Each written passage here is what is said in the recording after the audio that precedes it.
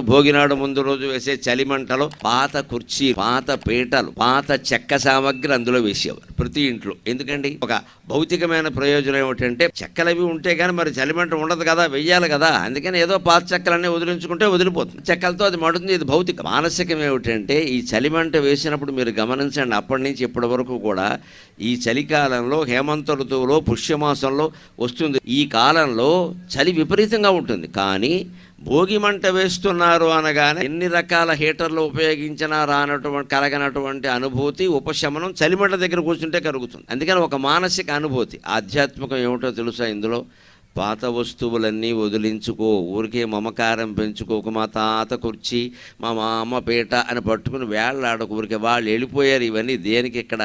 ఇందులో ఆధ్యాత్మికం ఏమిటో తెలుసా? పాత జ్ఞాపకాలు కూడా దగ్ధమైపోవాలి, అప్పుడే జీవితం బాగుంటుంది ఖచ్చితంగా. అది భోగి పండుగ సారాంశం.